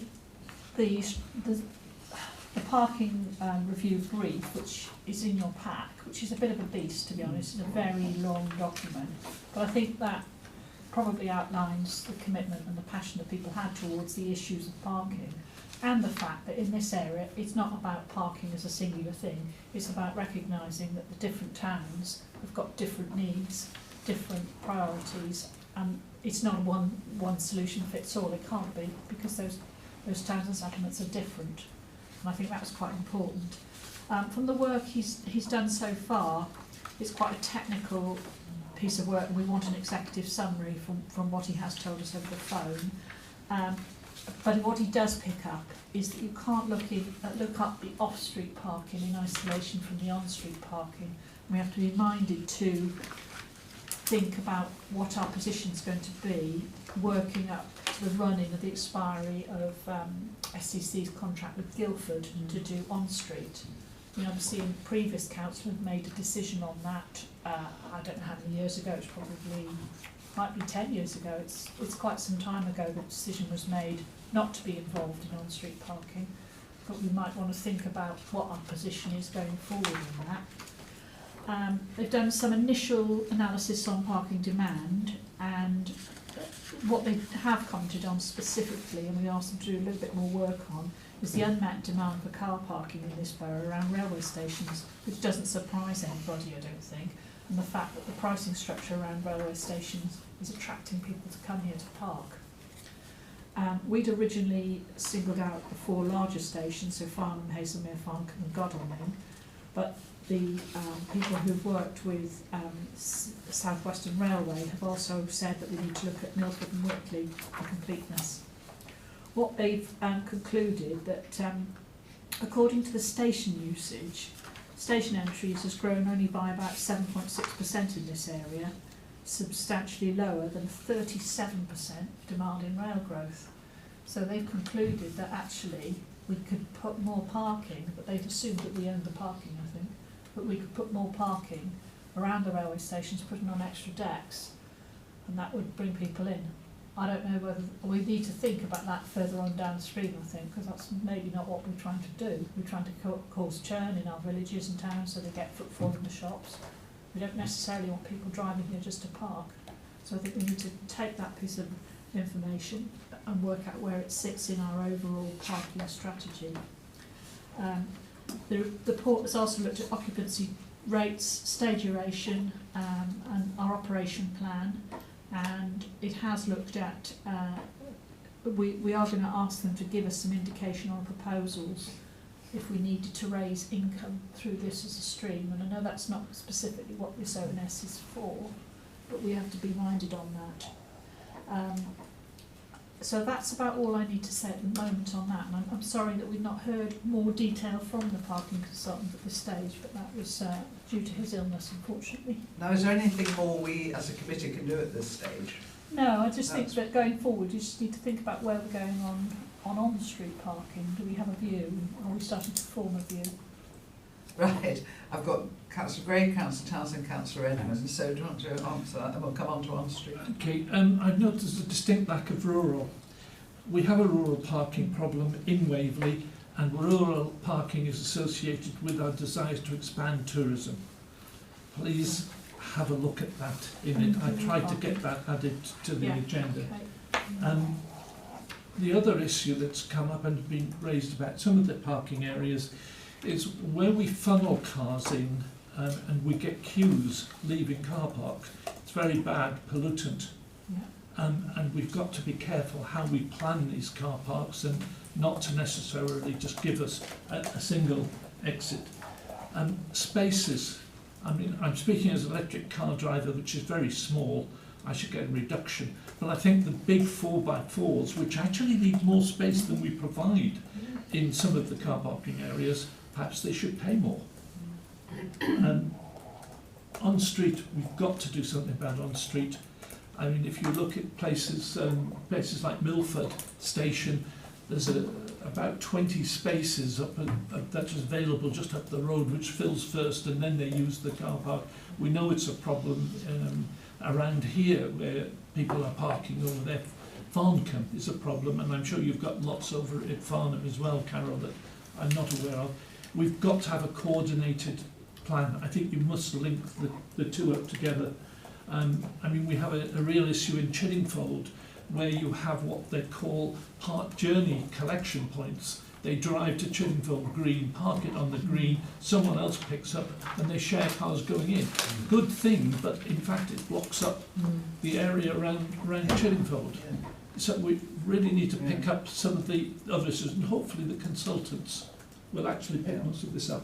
And I think as our committee, you've hit the nail on the head. I mean, that's exactly the sort of thing that we as a committee should be feeding in, because it's the effect, you know, on the environment of a parking strategy that really affects this committee, rather than, as I say, any money that they're looking to achieve. Councillor Townsend? It was on that grounds, on the environment and the our climate emergency, and I was just, when I was reading through the strategy, which is really good, and however I had this thing in my head and I was thinking, well, what we're trying to do is reduce car usage, and despite people using electric cars, not everyone can afford them, but also the point is that there is a reduction. We have to learn to live really with less, and that probably means less car journeys. And there was a slight dichotomy in the fact that we are sort of talking about car parking and perhaps improving car parking and add extra levels on, whereas with my climate emergency head on, I was trying to reduce the number of cars parking, which obviously could impact on our income. But through the report, there wasn't really any recognition of the climate emergency, and also trying to encourage people to use public transport, and perhaps electric buses, which might be a better thing. And I just, although it was a car parking strategy, I just felt that there was an area which was being sort of ignored in a way, and that we needed to be aware of the climate emergency and what we were going to be doing to that, with that rather. But we can, sort of incorporate it as well. But you're absolutely right. I mean, we're all conflicted on this. And I went down to the East Hants presentation on their larger sites, and they were all going to have a large number were going to have an impact on Farnham. They were all going to come in through Farnham, and they were trying to sell it to me as that the fact that the bus coming through Farnham would be electric. And I said, but it doesn't actually sell me the concept, because that bus, whether it's electric or not, is still going to queue with everything else in the town and sort of fill up the town's roads. But it's nothing in life is simple, is it? Otherwise we'd solve everything. Councillor Edmund. Yeah, my main problem with parking in Farnham is finding the parking space. So I've got a health hazard waiting behind a diesel trying to find the space. So there really is an undercapacity in Farnham for parking, which adds to pollution. And the other point I would make is Aberdeen uses hydrogen-powered buses rather than electric buses. And as far as I'm aware, the EU is trying to go for a hydrogen strategy, especially for large vehicles, because it's the only way you're going to power them. Interesting. Councillor Ells? Sorry, thank you. So we've got 4 main settlements and in our borough, and we don't have any park and ride facility at all. And I'm not saying that would work, but have we looked at that ever? Because as somebody who lives in Elstead, I have 10,000 vehicles a day come through my village. And there's a report out now that says anybody living near busy roads, 10% more likelihood of getting lung cancer, etc. So we all know the dangers of it all. So if there were, and I know that Elstead is using a rat run from the A3 to Farnham, back again. So I just wondered whether there was any mileage, and just looking to see whether there was a field somewhere, anywhere near the 4 settlements. I can only answer for Farnham, but we have looked into park and ride and looked, where we could do it and whether it's feasible, and the shape of Farnham and the way that people live, to the sort of what I was trying to say, the way housing has developed in the areas, you would drive further, trying to get to somewhere to park, to get your bus to come in. And it makes no sense in Farnham. We have looked at various places. I can't speak for other settlements, but I think really there's no place quite big enough for a park and ride in Waverley. We're not Oxford and these other places, or even Guildford. But I promise you, there's one gentleman who comes to nearly every meeting, and whenever he asks a question, it's always on park and ride. And I have to try and reassure him that we really have looked at it. It came up Well, it actually came up during the discussions, the initial discussions on East Street, and then all the way through the neighbourhood plan. So we have given it a really good look, and we just don't think it's a starter in Farnham. I'm not saying not elsewhere. Councillor Green? It should be walk and ride, but if we come on technology-wise, you go back to this pollution bin. Technology should be put into this. It shouldn't be beyond us to basically go into a car park and actually have a number and say bay 30 is free, and you go to bay 30. Alternatively, when you're driving around Farnham and you're coming up to the car park, it says don't bother. Come on. You've got that in Winchester. We need to communicate more, and preferably when you're coming towards Farnham, you say there are no car parks within Farnham. We've tried that as well, Councillor Gray, and everyone was up in arms. We do not want to have those things they have in Guildford, thank you very much. That's a quote, I hasten to add on my thoughts. We've had a look at this, and people are not really very keen on that. And, all of these things have been thought about. I like your walk and ride. It's park and stride, isn't it, in Farnham? That's what we're looking at, which to me is what you always do. You park your car and you walk. But it's a bit like place shaping. It's a nice sort of phrase that, actually just covers up the fact walk that it's and ride common is sense. about having bus stops. Yeah. It was done in Wales, and it was actually something. They said that you should be near a bus stop. You should be able to walk to your ride. You shouldn't have to park. And actually, it then went on and said, get off one stop earlier. And there was a whole health thing basically put around bus services.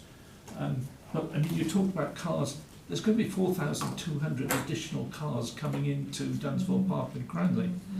And you're coming into best will in the world. You don't want them to drive to Guildford, so you're going to have to provide car parking at Milford Station. Yeah. Some things are inevitable, but having a strategy that does all these things together, I think is good. Yeah. I did enjoy this discussion. I thought it was extremely useful. Good. Thank you. Thank you, Chairman. And I'm not stopping you, Councillor Gray, don't worry. Right, does anybody else have any comment on this?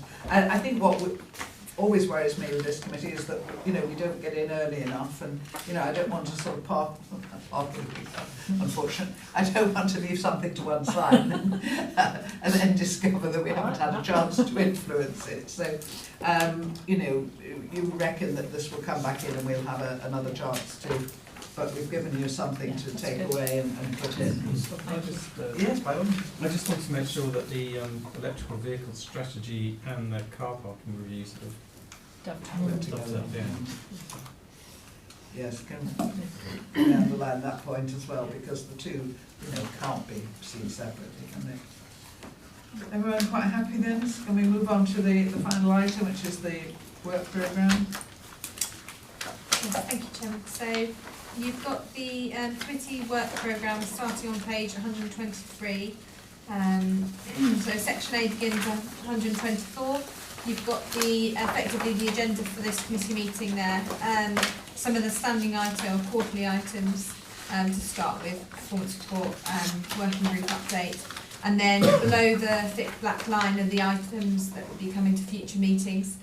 So I think we've quite clearly asked for a report on local plan part 2. Definitely, no messing around.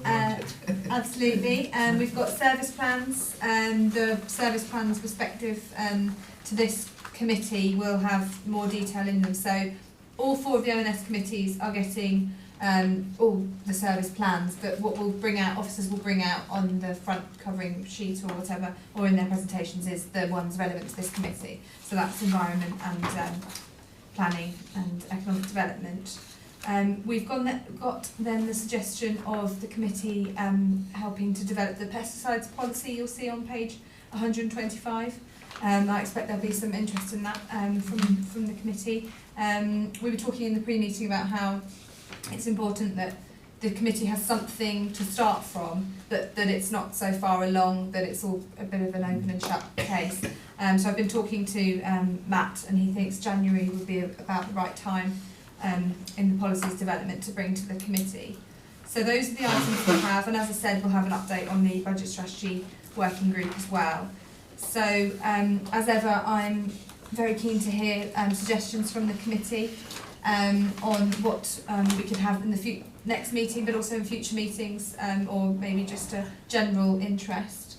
Can I just say, I had a word with Chris before he left about place shaping, and basically he said, you know, there's nothing happening at the moment that would make for an interesting report, put it that way. But what I would really quite like to know is what the role of place shaping across the borough, not any update on the Farnham one, which you know, is of limited interest, and we can get that behind the scenes. But basically, you know, so that we can really understand what we're trying to achieve by this, because it's always on our agenda. And what's happening in Farnham doesn't strike me as place shaping, but I may be completely wrong because I may have misunderstood place shaping. But as this is supposed to be delivering opportunities for the whole of Waverley, I would like something in January, say, that gives us an overview of place shaping. I remember, I'm sure other people remember, Tom Hallwood gave us a sort of overview in one of his very, very earliest meetings. It was to do with basically what he feels is important. And I really would like an update on this because I really don't understand how place shaping is being introduced across Waverley and what it's going to achieve. Councillor Ellis. Thank you, Carol. I was sort of really wanted to come in on that place shaping thing because 2 years ago I went on a two-day residential course when I was portfolio holder for culture and leisure, and I came back absolutely invigorated by what place shaping can be.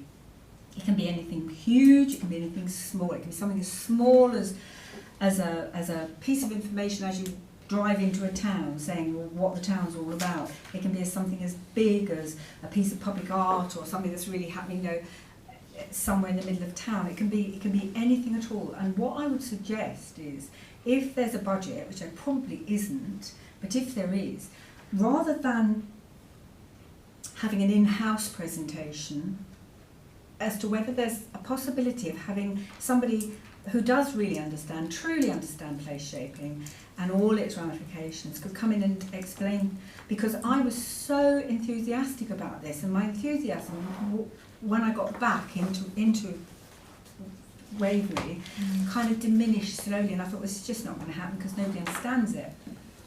And it can be an amazing thing. It can come in planning. It can come.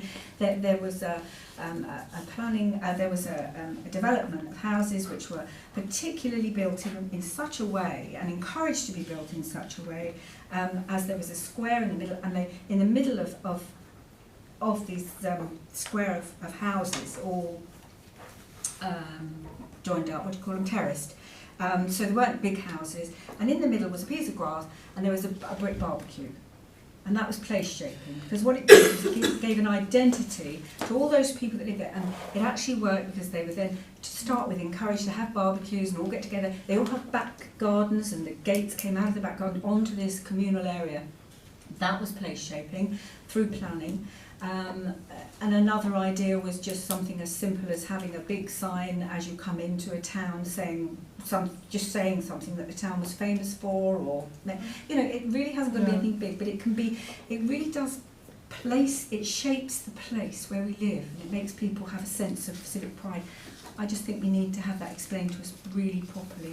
Councillor Townsend? Just to reiterate on that, and you know, obviously finding the criteria that make place shaping. But I mean, place shaping, as you said, is to do with planning in a big way. And I think within local plan part 2 is there not an opportunity to do something about place shaping and to have some kind of, even if it's criteria for it, that planners are looking for when they receive, you know, planning applications, that there is an element of place shaping within that. But that place shaping that may be required then obviously would be good to have input from members once the criteria, what is allowed to be used, is maybe more known a bit better or known more about. So are we saying that we would like to follow Councillor Ellis's idea and see if we can get somebody cheap? Perhaps we can all put some money into it. You know, I know in Farnham they were trying to get together a place team, you know, I've forgotten what the acronym is, but basically it was to get like a design team really sort of around. And some of the people who were involved in that, and they were giving their services for free, were, you know, professors at Surrey University and that sort of place with a background in that. Councillor Green? was just going to come and say we've got a good example in Waverley in terms of Dunsfold Park, and I never thought I would be an advocate of Dunsfold Park. But I sat on a design review with them, a workshop that they had with a large range of architects, and they've just had their series of exhibitions on what basically the site's going to look, their master plan. And there's so much in that, in terms of what we've been talking about. And I think, going back to Councillor Elsa's point, it's a question of actually seeing what people have done, examples of it, not being lectured at as to what the theoretical place shaping, but how much difference a piece of art or a barbecue or even a post office box, which changes with the seasons, can make to a community. I mean, we've all had discussions about Panbury, but you could ask Dunsfold Park to come in, and I'm sure they would come in and give you an hour, right, on the sorts of things they've got. They're talking about the runway park, which is going to have certain things in, which is going to be visible displays, but also will be allowed and can be used for having events. That's talking on there. It's how you use space, how you use things, how you respond to the community need, and also to not make it too fixed. And this is something they were very keen on. You've got to have the people who move there to help define it, otherwise they won't use it. It's got to be designed from the bottom up. Okay, so... Sorry, that's just a... No, I mean, I think it's all absolutely fascinating. I'm not trying to stop it at all. I just wondered where, which order we do anything in, whether perhaps for January we could ask Dunsfold to come in and talk to us about the concepts, and then we could perhaps take it further and see what we can do. Because it is across the borough, and this is one of the issues, that, as you say, one solution in one part of the borough is not going to suit another. But it's knowing all the possible things and the advantages. Would that make sense? Sorry. I went to the Dunsfold exhibition as well, and there was an environmental consultant there who'd helped shape it, and he was fascinating. If you ever wanted to, in terms of how the development was working, how they're going to use potentially use the wings from the 747, is it? It's down there, for the roof of a community building. And he was talking about his sort of ideas around EV charging and where it was going at Dunsfold. And although that's not specific to Dunsfold, his enthusiasm and his passion for his project, it was worth listening to. So he, amongst that lot, might be worth talking to. Should we charge Yasmin then with thinking about bringing something in on place shaping more generally than the final one? We'll just leave that to one side and see if we can get enthused as Councillor Else was. Because I think all of us who are on the planning committee get so frustrated about poor decisions that sometimes we're forced to make, or poor decisions that the inspectorate makes on our behalf. And I think it probably feeds into what we were saying at the beginning about using the policies we have, using local plan part 2. And I did ask Yasmin, because I couldn't find a copy online of the previous local plan part 2 that was pulled. So really I haven't got a feeling at the moment for what local plan part 2 looks like, and if anybody has any, I would be very grateful. Councillor Gray? Okay, I probably have someone. Yes, no, just going to say yes, there are some physical copies of local plan. I'm sorry, I've lost my point now. I'm sorry. No, it's all right. It's just it suddenly came. It was when we were talking about potentially using Dunsfold Park, but I think it's about talking to different people. It's not a one size fits all. And there are some good examples. I'm sure there's some good examples around the borough. But what I was saying for January is we could start with Dunsfold Park, because that's here, it's got ideas. We've got time to look and perhaps get other people in, or or create our own. Just one last point, if I may. Thank you for coming back, Chairman. I've just remembered another one which absolutely enthused me, and I wanted it to put it somewhere in Waverley really, really badly. And that is, I think it's St Pancras or Charing Cross, one of the stations has got pianos, and that's place shaping. And I know they need to be looked after, etc. But to enter into a shopping mall or a square or a town square or something, and to hear a live piano being played, even if it's plink plonk plink from the kids, and every now and then you get a proper musician. It's just amazing. I think it's just uplifting, and it's really community stuff, which is what place shaping is all Yes, about. do you know, listening to you, Councillor, I'm actually more confused than I was, and that's no disrespect to you at all, but you know, some of what we've done in Farnham, I had no idea was place shaping. I thought we were just sort of improving the signage or putting in. You see, I had no idea. So, right, let's make this the last one. Absolutely, just very quickly. As you said, there are so many different things, but I think there has to be some kind of overarching document or something about place shaping as some kind of direction, although I don't want to confine it, you know, into set structures, because when new councillors come on board, or new councillors or the public, we use this term place shaping. We can't forever be explaining it. We have to have some idea of what that looks like for a place in Waverley, which doesn't restrict it to those things, but makes it easier for someone to pick up and to be enthusiastic about it. Otherwise we'll be forever saying, well, you could have a piano or you could have a sign, you know, it doesn't... And, I mean, maybe we should be asking the executive what it means by it, because they've got a portfolio, haven't they, for place shaping? No, I think we should tell them what we mean by it. Oh, fine. Actually, I'm not sure it should We be need that to way create round. something though. Yes, no, you're right. I mean, I've always found that doing these documents that we've been doing, that you've got to give something out, then people will criticise it, and then it gets moulded into what it, yeah, indeed. Right, does anybody else wish to comment on anything? Can I thank you, Annie, for sterling effort? Look, she's at it again. I know, just sorry. Right, hang on, right, I'll take you both, let's be fair. Right, Councillor Townsend first. Just about the programme, and you said any other Oh, yeah, things, and I just wondered on the environment side of things, and it may not be appropriate for what we do, but Surrey's meant to be planting these 1.2 million trees or whatever, and some of them will obviously be in Waverley, and should we be directing any of those, or is that something that was totally out of our remit, or what? Right, there is no strategy, there is a thought, that is Okay. all there is. And the trees will get planted by anybody who wants to plant them, anywhere they want to plant them, and then Surrey will ultimately count them. But there's no strategy. So, Okay. for example, Farnham was given 50 silver birches by Squires, and we're going to plant them, and that'll be ticked off the 1.2 million. But there's no actual strategy for planting them. Whether we should have a tree planting strategy in Waverley is another matter, but that's really how it's being run at the moment. Okay, thank you for that. Yeah, that's right. I don't know where I just Councillor wanted Reid to got next. reiterate what you said. Yeah. Sorry, can I? Yeah. And thank Annie, because we underestimated what you'd done with the Biffa contract. You know, things don't just happen. It's not me. It's the planning, It's the team. isn't it? The team. planning of you and your team. The team Yes, have done thank an you very amazing much. job, and I will thank That's them. why it's gone so well. I have a good team. Thank you, Councillor Chair. Ross. Thank you very much. No problem, it was somebody down there who was speaking. I was trying to silence them, not you. Councillor Ross. Thank you. To carry on from Councillor Townsend's comment about trees, another example, we can tie trees with place shaping.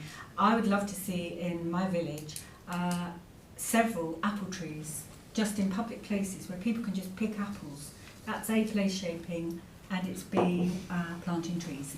It is indeed. Can I just throw in something there?